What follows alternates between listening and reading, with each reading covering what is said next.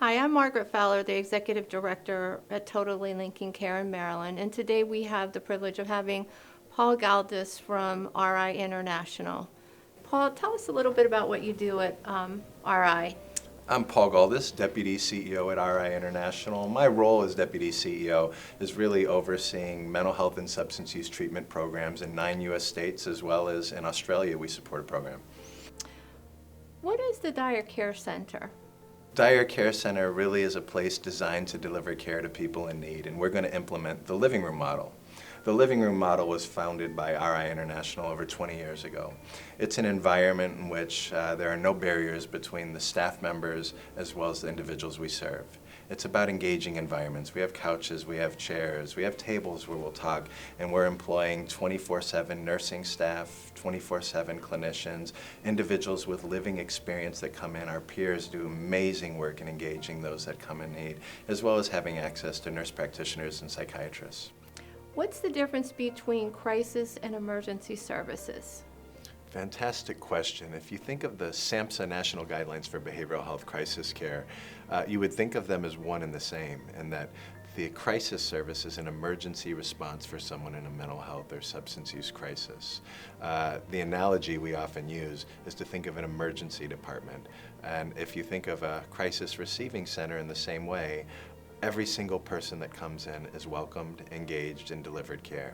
Who is the Dyer Care Center for? It really is for anyone in need in the community, any adult.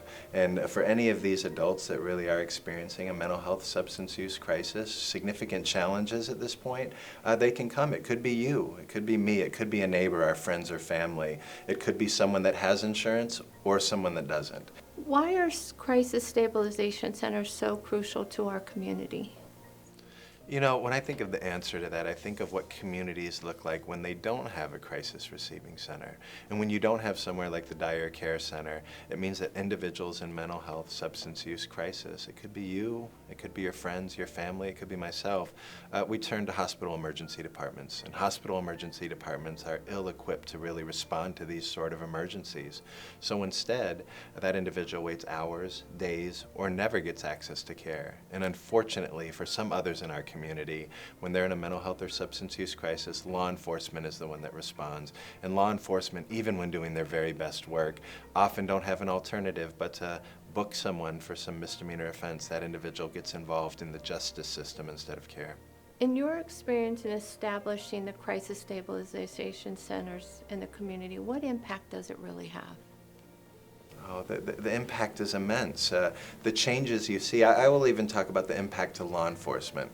So law enforcement, that is generally the responder for someone in a mental health substance use crisis in our communities now, they spend hours responding to these calls, trying to get someone connected to care, or again, booking an individual that would come in and out of the justice system until care is eventually provided to them. Our average drop-off times around the country are less than 5 minutes. So the impact is people aren't going into the justice system, they're getting connected to care. The other thing we're going to see is more happy, healthy, connected lives. As people that were struggling in the past to get resources, we're connecting them to them. That's a big part of our job. Paul, I just want to thank you so much for all this information, and I'm glad you were able to join us today. Thank you so much. A pleasure to be here.